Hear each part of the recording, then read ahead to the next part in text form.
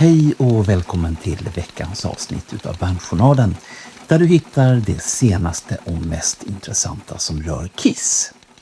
Och det har hänt en del sen sist och det som vi lyfter upp är ju om man är ett Kiss-coverband, behöver man ha en licens då? Frågan dök upp i en vlogg med Howie Mandel där Paul Stanley var med. There are some Kiss tributes that we've allowed to, continue. It's a matter of giving them the license to do it that can be revoked at any time because all the makeups, all those personas are trademarked and nobody can use those for any purpose. So sometimes, because it gives fans an access, to some sort of tribute band, we'll. Did you ever pull? Did you ever have to pull the right? Yeah. And why? If it becomes big business, that goes beyond a tribute. Yes, it's okay to make some money, but your heart has to be in the right place. Det här är då inte självklart för Paul Stanley, men han anser att det är okej om bara hjärtat finns på rätt ställe. Men är man bara ute efter att tjäna grova pengar på Kiss varumärke, ja då kan man få sig ett cease and desist brev ifrån Kiss-advokater. I Sverige så har jag pratat med företrädare för flera coverband och de säger att de känner inte till någonting om någon slags Kiss-licens eller något annat band heller. Det närmaste som vi kommer det var Metallica som en av coverbanden pratade om en gång i tiden, men det är de enda. Hos Howie Mandel fick vi också reda på hur mycket Gene och Paul tjänade på affären när de sålde sitt varumärke. Company that bought Kiss. Sold Kiss? Gene and I sold Kiss outright, from the logo to the makeup to everything. The publishing? We sold everything. When? I think the deal was signed a year ago. Wow. Yeah. A lot of the big music acts are doing that. But their whole name? I mean, everything, their whole that's a business. publishing. Yeah. I've heard that they're selling publishing. I actually know the person that bought a lot of the honestly, publishing. there's not that many, outside of Elvis and a few other people, what is there to sell? You're not selling an image. With us, you get to sell a persona. You get to sell something that's been identified for 50 years. So, can I ask how much? It's probably public, right? Yeah. It's reported $350 million. I förra avsnittet utav Bandjournalen så pratade vi om den berömda lyktstolpen i New York. Och nu så har Alan Mann gjort ett helt avsnitt om denna lyktstolpe. Och Alan Mann han gör den fantastiska vloggen All Things Kiss som handlar om olika platser och olika tider i New York och i Los Angeles. Vinnie Vincent kommer till Comic Con i New Jersey. Det är en skräck- och sci-fi Comic Con i New Jersey. Vad Vinnie ska göra där, det vet vi inte ännu. Men han kommer vara där den 24 och 25 oktober. Black and Blue gör 2 nya låtar med Tommy Thayer. Black and Blue spelade in de här låtarna redan 1984 och 1985. Det handlar om låtarna Lifeline och The Real Mr. Green. Då hamnade de i demolådan men nu har låtarna färdiggjorts och färdigställts. Och producenten är Rob Diker. En av låtarna Lifeline kommer snart också som video. Bill O'Coin väljs in i Hall of Fame för personliga managers.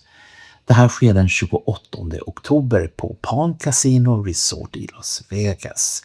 Och motivationen att välja in O'Coin postumt som nu sker är att han var en banbrytande kraft i utvecklingen av rockmusikmarknadsföring. Han spelade en avgörande roll i skapandet och den globala framgången för Kiss, vars teatraliska image och varumärke omdefinierade konsertupplevelsen. O'Coin spelade också en central roll i att forma Billy Idols solokarriär och förblev aktiv i underhållningsbranschen fram till sin bortgång år 2010. Köp Gene Simmons hus och du får det för bara $14 miljoner. Och för att få lite stunds på försäljningen så har paret Simmons och bjudit in tv-programmet Entertainment Tonight för att få lite boost på försäljningen. Och här är en liten snutt på varför du ska köpa huset.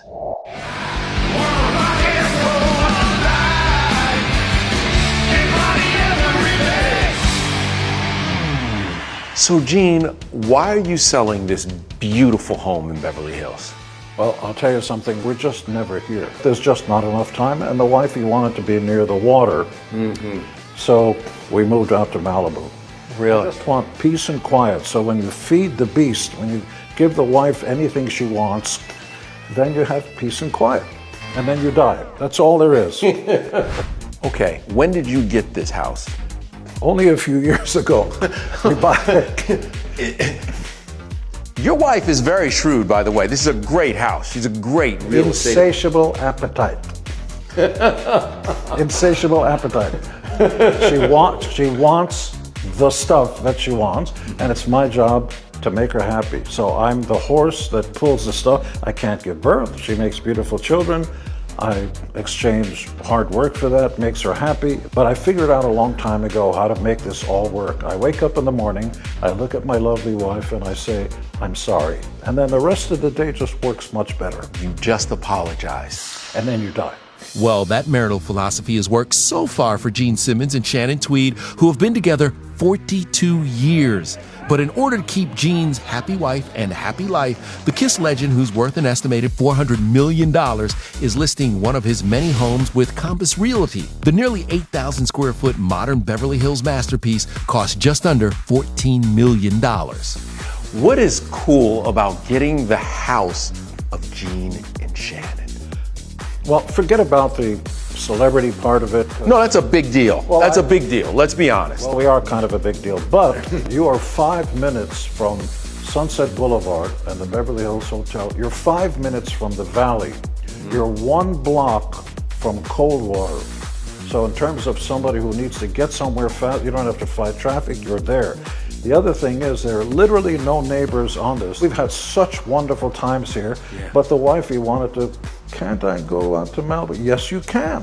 Can't I have a second one, a Malibu home on top of the mountain? Yes, you can do that. Förra veckan så pratade vi om sönerna Stanley och Simmons som har en ny platta på gång och nu vet vi att den är producerad av Rob Cavallo. Och på poddens Facebookgrupp, den som heter Encore, där brukar vi ha en fråga och så vill vi gärna ha svar på den. Och förra veckans fråga det var vilka ljudpoddar lyssnar du på? Och då blev det faktiskt dödlopp mellan Let Me Know och Alex Room Service. På tredje plats så kom Kiss FAQ och på fjärde plats Shout It Out Loud Loudcast. Gene Simmons band, de spelar igen. Men tydligen bara en enda konsert var bokad och det var den 3 augusti i Sturgis Buffalo The Chip som en slags festival. Det har varit väldigt dåligt dokumenterat ifrån den här konserten men tack vare en person som heter Pat Burid så får vi här se en liten film från konserten.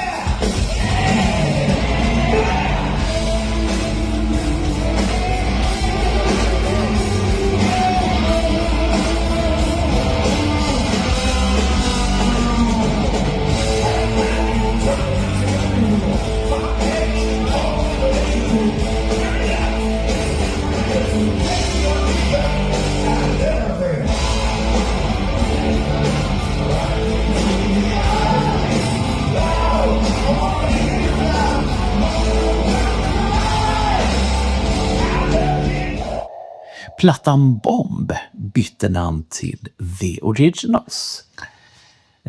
Plattan kom ut sent i juli 1976 och ifrån Claudio Bergaminis vlogg, där han har genom åren pratat väldigt mycket med Dennis Vollock, så kom det nyss ett bonusavsnitt om just den här boxen. För det är ingen mindre än Dennis Vollock själv som har designat omslaget. Här en liten snutt ifrån Bergaminis vlogg. As far as the cover goes, that's it. We did a nice booklet on the inside.